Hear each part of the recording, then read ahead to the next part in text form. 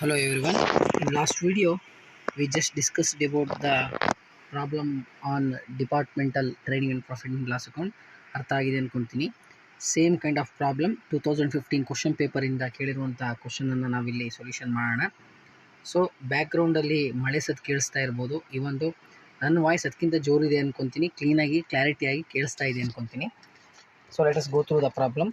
So problem ನೋಡಿದ ತಕ್ಷಣ ನಿಮಗೆ ಏನೋ ಈ ಬೈಫರ್ಕೇಷನ್ ಮಾಡುವಂಥದ್ದು, ಡಿವೈಡ್ ಮಾಡುವಂಥದ್ದು ತುಂಬ ರಗಳೆ ಅನಿಸ್ಬೋದು. ಸ್ಟಿಲ್ ಒಮ್ಮೆ ನೀವು ಫಾರ್ಮೇಟನ್ನು ಕರೆಕ್ಟಾಗಿ ಕಲ್ತ್ರಿ ಅಂದರೆ ಮಿನಿಮಮ್ 90% ಆಫ್ ಪ್ರಾಬ್ಲಮನ್ನು ಈಸಿಯಾಗಿ ಸಾಲ್ವ್ ಮಾಡ್ಬೋದು.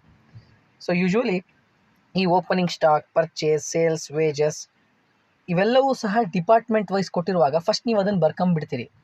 ಸೊ ಆಲ್ರೆಡಿ ನೀವು ಲಾಸ್ಟ್ ಸೆಮಿಸ್ಟ್ರಲ್ಲಿ ಟ್ರೇಡಿಂಗ್ ಅಕೌಂಟ್ ಮಾಡೋದು, ಸೆಕೆಂಡ್ PUCಲಿ ಟ್ರೇಡಿಂಗ್ ಅಕೌಂಟ್ ಮಾಡೋದು ಗೊತ್ತಿರುತ್ತೆ. ಯಾವುದೆಲ್ಲ ಟ್ರೇಡಿಂಗ್ ಐಟಮು, ಯಾವುದೆಲ್ಲ profit and loss account items ಎಲ್ಲ ನಿಮಗೆ ಗೊತ್ತಿರುತ್ತೆ ಕ್ಲೀನಾಗಿ. ಸೊ ಅದನ್ನು ನಾನು ಎಕ್ಸ್ಪ್ಲೇನ್ ಮಾಡೋದು ಅಗತ್ಯ ಇಲ್ಲ ಅಂದ್ಕೊತೀನಿ. ಸ್ಟಿಲ್ ಟ್ರೇಡಿಂಗ್ ಅಕೌಂಟಲ್ಲಿ ಎಲ್ಲ ಡೈರೆಕ್ಟ್ ಎಕ್ಸ್ಪೆನ್ಸಸ್ಸನ್ನು ಬರಿತೀವಿ, ಡೈರೆಕ್ಟ್ ಇನ್ಕಮನ್ನು ಬರ್ತೀವಿ. For example sales and purchase. Sales is the direct income, ಅಂದರೆ ನಾವು ಸೇಲ್ ಮಾಡ್ತೀವಿ, ಕಸ್ಟಮರ್ ಕ್ಯಾಶ್ ಕೊಡ್ತಾರೆ. Purchase is a direct expenses, ನಾವು ಮೆಟೀರಿಯಲ್ನ ಪರ್ಚೇಸ್ ಮಾಡ್ತೀವಿ, ಇಮಿಡಿಯೇಟ್ ಕ್ಯಾಶನ್ನು ಕೊಡ್ತೀವಿ. That is the best example for direct expenses and direct income. So indirect expenses ಮತ್ತು ಇಂಡೈರೆಕ್ಟ್ ಇನ್ಕಮ್ಗಳು ಅಂದರೆ ಯು ಕ್ಯಾನ್ ಟೇಕ್ ಇಂಡೈರೆಕ್ಟ್ ಎಕ್ಸ್ಪೆನ್ಸಸ್ಸಿಗೆ ಸ್ಯಾಲ್ರಿ ತಗೊಬೋದು. ಸ್ಯಾಲ್ರಿ ನಮಗೆ indirect expenses. Income discount receive ಮಾಡ್ತೀವಿ, ಇಂಡೈರೆಕ್ಟ್ ಇನ್ಕಮ್ ಅದು. ಕ್ಲಿಯರ್? ಅವನ್ನೆಲ್ಲ ನಾವು ಇಂಡೈರೆಕ್ಟ್ ಇನ್ಕಮ್ ಮತ್ತು ಇಂಡೈರೆಕ್ಟ್ ಎಕ್ಸ್ಪೆನ್ಸಸ್ ಅಂಡರಲ್ಲಿ ನೋಡ್ತೀವಿ. ಸೊ ಪ್ರಾಫಿಟ್ ಆ್ಯಂಡ್ ಲಾಸ್ ಅಕೌಂಟಲ್ಲಿ ಇಂಡೈರೆಕ್ಟ್ ಎಕ್ಸ್ಪೆನ್ಸಸ್ಸನ್ನು ಮತ್ತು ಟ್ರೇಡಿಂಗ್ ಅಕೌಂಟಲ್ಲಿ ಡೈರೆಕ್ಟ್ ಎಕ್ಸ್ಪೆನ್ಸಸ್ಸನ್ನು ಬರೀತೇವೆ. ಸೊ ಪ್ರಾಬ್ಲಮನ್ನು ನೋಡ್ತಾ ಹೋಗೋದಾದರೆ opening stock, purchase, sales, wages ಇವೆಲ್ಲವೂ ಡಿಪಾರ್ಟ್ಮೆಂಟ್ ವೈಸ್ ಕೊಟ್ಟಿದ್ದಾರೆ. ಸೊ ಟ್ರೇಡಿಂಗ್ ಅಕೌಂಟ್ನ ಡೆಬಿಟ್ ಸೈಡಲ್ಲಿ ಓಪನಿಂಗ್ ಸ್ಟಾಕ್ ಬರಿತೀರಿ. ದೆನ್ ಪರ್ಚೇಸ್ ಅಂದ ತಕ್ಷಣ ನಿಮ್ಗೆ ನೆನಪಾಗಬೇಕು ಪರ್ಚೇಸ್ ರಿಟರ್ನ್ ಇದೆಯಾ ಅಂಥೇಳಿ. ಇಲ್ಲ ಅಂದರೆ ನೋ ಪ್ರಾಬ್ಲಮ್, ಸ್ಟ್ರೈಟ್ ಅವೇ ನೀವು ಪರ್ಚೇಸ್ ರೇಷಿಯೋ ತೆಗಿತೀವಿ. ಎಷ್ಟು ಬರುತ್ತೆ ಇಲ್ಲಿ purchase ratio? 35,000, 30,000. That means what is the ratio? So 35:30 ಉಳಿಯುತ್ತೆ, 3 ಸೊನ್ನೆಯನ್ನು ಕ್ಯಾನ್ಸಲ್ ಮಾಡಿದ್ರೆ. ಸೊ 5 7s 35, 5 6 7:6 ಬರುತ್ತೆ. 7:6 is the ratio of purchase. Purchase ratio ಯಾಕೆ ಬೇಕು ಅಂದರೆ ಡಿಸ್ಕೌಂಟ್ ರಿಸೀವ್ ಮಾಡಿದಾಗ ಅದನ್ನು ನಾವು ಪರ್ಚೇಸ್ ರೇಷಿಯೋದ ಮೇಲೆ ಹಂಚ್ತೀವಿ. ಕ್ಲಿಯರ್? ಸೊ ನೆಕ್ಸ್ಟ್ ವೇಜಸ್ಸನ್ನು ಕೊಟ್ಟಿದ್ದಾರೆ ಪ್ರಾಬ್ಲಮಲ್ಲಿ. ಸ್ಟ್ರೈಟ್ ಅವೇ 8,200, 2,700 ಬರಿತೀವಿ. ಕ್ಲಿಯರ್? ದೆನ್ ಬೈ ಸೇಲ್ಸ್ ಕೊಟ್ಟಿದ್ದಾರಲ್ವಾ, ಡಿಪಾರ್ಟ್ಮೆಂಟ್ ವೈಸ್ ಕೊಟ್ಟಿದ್ದಾರೆ. 60,000, 40,000 straight away by sales credit ಸೈಡಲ್ಲಿ ಬರ್ತೀವಿ. ಇಲ್ಲೂ ಅಷ್ಟೇ ಸೇಲ್ಸ್ ರಿಟರ್ನ್ ಇದೆಯಾ ನೋಡಬೇಕು. ಇಲ್ಲ ಅಂದರೆ ಸೊ ನೀವೇನು ಮಾಡ್ತೀರಿ, ಸ್ಟ್ರೈಟ್ ಅವೇ ಅದರದ್ದು ಏನು ಮಾಡ್ತೀವಿ, ರೇಷಿಯೋವನ್ನು ತೆಗಿತೀರಿ. 60,000 × 40,000 ಅಂದರೆ 6:4. ಇನ್ನೂ ಮಿನಿಮೈಸ್ ಮಾಡಿದ್ರೆ 3:2 ಆಗುತ್ತೆ. ಫೈನ್. ಸೊ ನೆಕ್ಸ್ಟ್ ಅದಾದಮೇಲೆ ನಿಮಗೆ ನೆನಪಿರಬೇಕು ಓಪನಿಂಗ್ ಸ್ಟಾಕ್ ಇದೆ ಅಂತ ಅಂದರೆ ಪ್ರಾಬ್ಲಮಲ್ಲಿ ಕ್ಲೋಸಿಂಗ್ ಸ್ಟಾಕ್ ಇದ್ದೇ ಇರುತ್ತೆ.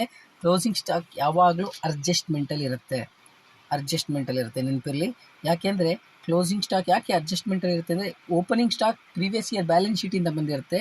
ಅದೇ ರೀತಿ ಕರೆಂಟ್ ಇಯರ್ ಬ್ಯಾಲೆನ್ಸ್ ಶೀಟಿಗೆ ಕ್ಲೋಸಿಂಗ್ ಸ್ಟಾಕನ್ನು ಕಳಿಸ್ಬೇಕು ಅಂದರೆ ನಾವು ಅಡ್ಜಸ್ಟ್ಮೆಂಟಲ್ಲಿ ಬರೀಬೇಕಾಗುತ್ತೆ. Adjustment is always come up with 2 effects. ಒಂದು trading and profit and loss ಅಕೌಂಟಲ್ಲಿ ಬರ್ತೀವಿ, ಟ್ರೇಡಿಂಗ್ ಅಕೌಂಟಲ್ಲಿ. ಇನ್ನೊಂದು ಬ್ಯಾಲೆನ್ಸ್ ಶೀಟಲ್ಲಿ ಕರೆಂಟ್ ಅಸೆಟಲ್ಲಿ ತಗೊಂತೀವಿ. ನಾವಿನ್ನು ಬ್ಯಾಲೆನ್ಸ್ ಶೀಟ್ ಪ್ರಾಬ್ಲಮನ್ನು ನೋಡಿಲ್ಲ, ಹಾಗಾಗಿ ಇಲ್ಲಿ ತಲೆ ಕೆಡಿಸ್ಕೊಳ್ಳೋ ಅಗತ್ಯ ಇಲ್ಲ. ಸೊ ನೆಕ್ಸ್ಟ್ ಈಗ ಇವೆಲ್ಲ ಇಂಡಿವಿಜುವಲ್ ಶೇರ್ ಆಗಿರುವಂಥದ್ದು ತೋರಿಸಿದ್ದಾರೆ. For example till wages. ಈಗ rent, sundry, salary, lighting, discount, advertising, carriage ಇವನ್ನೆಲ್ಲ ಹೇಗೆ ನಾವು ಅಪೋರ್ಷನ್ ಮಾಡಬೇಕು ಅಥವಾ ಡಿವೈಡ್ ಮಾಡಬೇಕು ಅಂತ ಹೇಳಿ ಅಡ್ಜಸ್ಟ್ಮೆಂಟನ್ನು ನೋಡೋಣ. ಅಡ್ಜಸ್ಟ್ಮೆಂಟಲ್ಲಿ rent, sundry, lighting, salaries, carriage divide in 2:1 ratio. Straight away ಅವ್ರು ಕೊಟ್ಬಿಟ್ಟಿದ್ದಾರೆ, ತಲೆ ಬಿಸಿ ಇಲ್ಲ. So rent, sundry, lighting, so ಪ್ರತಿಯೊಂದು ಪ್ರಾಬ್ಲಮಲ್ಲೂ ಹೇಗೆ ನಾವು ಶೇರ್ ಮಾಡಬೇಕು ಅಂತ ಅವ್ರು ಕೊಟ್ಟಿರ್ತಾರೆ. ನೀವು ತಲೆನೇ ಕೆಡ್ಸ್ಕೊಳೋದು ಬೇಡ. ನಿಮ್ಮ ಕೆಲಸ ಏನು ಅಂದರೆ ಟ್ರೇಡಿಂಗ್ ಅಕೌಂಟಲ್ಲಿ ಯಾವುದನ್ನು ಹಾಕಬೇಕು, ಪ್ರಾಫಿಟ್ ಆ್ಯಂಡ್ ಲಾಸ್ ಅಕೌಂಟಲ್ಲಿ ಯಾವುದನ್ನು ಹಾಕಬೇಕು, ಅದು ಮಾತ್ರ ನಿಮಗೆ ಬೇಕಾಗುವಂಥ ವಿಚಾರ. ಕ್ಲಿಯರ್? ಸೊ ರೆಂಟ್ ಎಲ್ಲಿ ಬರುತ್ತೆ? ಪ್ರಾಫಿಟ್ ಆ್ಯಂಡ್ ಲಾಸ್ ಅಕೌಂಟಲ್ಲಿ 2 ರೆಂಟ್ 2:1 ರೇಷಿಯೋದಲ್ಲಿ ಹಂಚ್ತೀರಿ. Sundry expenses profit and loss ಅಕೌಂಟಲ್ಲಿ ಬರುತ್ತೆ, 2:1 ರೇಷಿಯೋದಲ್ಲಿ ಹಂಚ್ತೀರಿ. ಲೈಟಿಂಗ್ ಪ್ರಾಫಿಟ್ ಆ್ಯಂಡ್ ಲಾಸ್ ಅಕೌಂಟಲ್ಲಿ ಬರುತ್ತೆ, ನಾನು ಮಾಡಿದ್ದೀನಿ ನೋಡಿ, 2:1 ರೇಷಿಯೋದಲ್ಲಿ ಹಂಚ್ತೀರಿ. And carriage is always carriage inward trading ಅಕೌಂಟಲ್ಲಿ, carriage outward profit and loss ಅಕೌಂಟಲ್ಲಿ. ಸೊ ಕ್ಯಾರೇಜ್ ಡೆಬಿಟ್ ಸೈಡಲ್ಲಿ ಕೊಟ್ಟಿರೋದ್ರಿಂದ it's related to purchase. So purchase always debit, sales always credit ಹೇಳಿದ್ದೀನಿ ಅಲ್ವಾ. ಸೊ ಕ್ಯಾರೇಜ್ ಇನ್ವರ್ಡ್ ಅಂತ ಕನ್ಸಿಡರ್ ಮಾಡಿ. ಪ್ರಾಫಿಟ್ ಆ್ಯಂಡ್ ಟ್ರೇಡಿಂಗ್ ಅಕೌಂಟಲ್ಲಿ 2 carriage ಮಾಡಿದ್ದೇನೆ ನೋಡಿ, 2:1 ರೇಷಿಯೋದಲ್ಲಿ ಹಂಚಿದ್ದೇನೆ. 2:1 ರೇಷಿಯೋದಲ್ಲಿ ಎಲ್ಲ ಹಂಚಾಯಿತು. ಈ ಉಳಿದಿದ್ದು ಯಾವುದು? ಕೇವಲ ಡಿಸ್ಕೌಂಟ್ ಮತ್ತು ಅಡ್ವರ್ಟೈಸಿಂಗ್ ಅಲ್ವಾ. ಅಡ್ವರ್ಟೈಸ್ ಡಿವೈಡ್ ಈಕ್ವಲಿ ಇರುವಂಥ 3680 advertise is indirect expenses profit and loss ಅಕೌಂಟಲ್ಲಿ ಟು ಅಡ್ವರ್ಟೈಸ್ 1:1 ಈಕ್ವಲ್ ಏನಿದೆ 1840 ಹಂಚಿದ್ದೇನೆ. Finished. Next discount allocated basis of sales and purchase, ಅಂದರೆ ಯಾವಾಗಲೂ ಅಷ್ಟೇ ಡಿಸ್ಕೌಂಟ್ ಅಲೌಡ್ ಮತ್ತು ಡಿಸ್ಕೌಂಟ್ ರಿಸೀವ್ಡ್ ಯಾವಾಗಲೂ ಸೇಲ್ಸ್ ಮತ್ತು ಪರ್ಚೇಸ್ ರೇಷಿಯೋದಲ್ಲೇ ಹಂಚ್ತೀವಿ.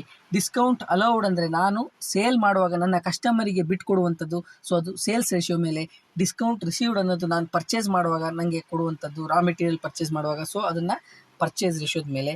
So discount allowed is the expenses, discount received is the income. So to discount 3:2 ರೇಷಿಯೋದಲ್ಲಿ 2220 ಹಂಚ್ತೀವಿ. ಬೈ ಡಿಸ್ಕೌಂಟ್ ಅಂದರೆ discount received income 620 we are distributing on purchase ratio. ಯಾವ ರೇಷಿಯೋದಲ್ಲಿ? 7:6 ರೇಷಿಯೋದಲ್ಲಿ ಹಂಚ್ತೀವಿ. Clear? That's the thing. So ಇಲ್ಲಿ ಎಲ್ಲ ಐಟಮು ಬರ್ದಂಗಾಯಿತು. ಕ್ಲೋಸಿಂಗ್ ಸ್ಟಾಕನ್ನು ನಾವು ಅಡ್ಜಸ್ಟ್ಮೆಂಟಲ್ಲಿರುವಂಥ ಕ್ಲೋಸಿಂಗ್ ಸ್ಟಾಕನ್ನು ನಾವು ಟ್ರೇಡಿಂಗ್ ಅಕೌಂಟಲ್ಲಿ ತಗೊಂಡಿದ್ದೀವಿ. ಟೋಟಲ್ ಮಾಡ್ತೀವಿ. ಫಸ್ಟ್ ಡಿಪಾರ್ಟ್ಮೆಂಟ್ ಎ ಮಾಡಿ. So department A credit side ಜಾಸ್ತಿ ಇದೆ, 14,913 ಬರಿತೀವಿ. ಸೊ ನೆಟ್ ಪ್ರಾಫಿಟ್ ಬರುತ್ತೆ 286 ಬರಿತೀವಿ. Department B it's more on debit side. Debit ಸೈಡಲ್ಲಿ 8,741 ಇದೆ, ಕ್ರೆಡಿಟ್ ಸೈಡಲ್ಲಿ ಕಡಿಮೆ ಇದೆ. ಸೊ ಲಾಸ್ ಬರುತ್ತೆ, ಬೈ ನೆಟ್ ಲಾಸ್ 4,584 ಬರಿತೀವಿ. ಆ್ಯಂಡ್ ಟೋಟಲ್ ಮಾಡ್ತೀರಿ. ಟೋಟಲ್ ಯಾವಾಗಲೂ ಲಾಸ್ಟ್ ಈಗ 14,913 ಮತ್ತು 8,741 ಇದ್ರ ಟೋಟಲನ್ನು ಬರೀರಿ. ಕ್ಲಿಯರ್? ಅರ್ಥ ಆಯ್ತು? ಅಥವಾ ಲಾಸ್ಟ್ ಟೋಟಲ್ ಕಾಲಮ್ ಇಂದೇ ನೀವು ಟೋಟಲನ್ನು ಬರೆದ್ರೆ ಸಾಕು.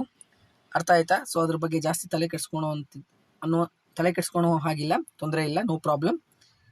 So this is how we are going to prepare trading and profit and loss account. Any doubt you may ask through the messages. Follow up ಮಾಡಿ ಕರೆಕ್ಟಾಗಿ ಆನ್ಲೈನ್ ಕ್ಲಾಸಸ್ಗಳನ್ನು. ಆಫ್ಲೈನ್ ಕ್ಲಾಸಸ್ ಆಗೋ ಸಾಧ್ಯತೆಗಳು ಬಹಳ ಕಡಿಮೆ ಇರುತ್ತೆ, ಆದರೂ ಆಗಸ್ಟಲ್ಲಿ 1 ತಿಂಗಳಲ್ಲಿ ಆಗ್ಬೋದು. ಸೆಪ್ಟೆಂಬರಲ್ಲಿ 100% ಶ್ಯೂರ್ ನೀವು ಎಕ್ಸಾಮನ್ನು ಫೇಸ್ ಮಾಡ್ತೀರಿ. ಸೊ ಅದಕ್ಕೆ ರೆಡಿ ಆಗಬೇಕು ಅಂದರೆ ಆನ್ಲೈನ್ ಕ್ಲಾಸನ್ನು ಫಾಲೋ ಅಪ್ ಮಾಡಿ. ಸೊ ಇನ್ನೊಂದೆರಡು ಪ್ರಾಬ್ಲಮ್ ಆದ ತಕ್ಷಣ ಲೈವಲ್ಲಿ ನಿಮ್ಮ ಜೊತೆ ನಾನು ಡಿಸ್ಕಸ್ ಮಾಡ್ತೇನೆ. ಡ್ಯೂ ಟು ನೆಟ್ವರ್ಕ್ ಪ್ರಾಬ್ಲಮ್ ನಾನೊಂದು ರಿಮೋಟ್ ಏರಿಯಾದಲ್ಲಿ ಇರೋದ್ರಿಂದ I can't reach properly. So that's why I am not able to go with the live classes. Sure within 1 week or 2 weeks I will go through the live classes for discussion after 3 to 4 problem. In a week I will go through a live classes. Okay, ಅರ್ಥ ಆಯಿತು ಅಂದ್ಕೊತೀನಿ. So ಪ್ರಾಬ್ಲಮನ್ನು ನೋಟ್ಸಲ್ಲಿ ಕರೆಕ್ಟಾಗಿ ಬರ್ಕೊಳ್ಳಿ. I think tomorrow or day after tomorrow ಒಂದು 4-5 trading and profit and loss account prepare ಮಾಡುವಂಥದ್ದು homework ಪ್ರಾಬ್ಲಮನ್ನು ಕೊಡ್ತೇನೆ, ಅದನ್ನು ನೀವು ನೋಟ್ಸಲ್ಲಿ ಮಾಡಬೇಕು. Clear? At the same time ಇವತ್ತು ಅಥವಾ ನಾಳೆ ನಾಡಿದ ಹಾಗೆ ಒಂದು ನಿಮಗೆ ಗೂಗಲ್ ಫಾರ್ಮಲ್ಲಿ ನಿಮಗೆ ಒಂದು ಎಕ್ಸಾಮ್ ಆಗೋ ಸಾಧ್ಯತೆ ಇರುತ್ತೆ, ಎಕ್ಸಾಮ್ ಮಾಡ್ತೇನೆ. ಸೊ ಎಕ್ಸಾಮಿಗೆ ರೆಡಿ ಇರಿ. ಸೊ ಎಕ್ಸಾಮಿಗೆ ರೆಡಿ ಇರ್ತೀವಿ. ಇದನ್ನು we are considering for the internal assessment. ಅದೇ ರೀತಿ ಕನ್ಸಿಡರ್ ಮಾಡಬೇಕಾಗುತ್ತೆ in case we are not able to come up with the internal examination ಆಫ್ಲೈನ್ಲಿ. ಓಕೆ, ಸೊ ಹಾಗಾಗಿ ಕೇರ್ಫುಲ್ಲಾಗಿ ಕ್ಲಾಸಸ್ಸನ್ನು ಫಾಲೋ ಅಪ್ ಮಾಡಿ. ಡೌಟ್ ಇದ್ದರೆ ಕೇಳಿ. Okay, thank you.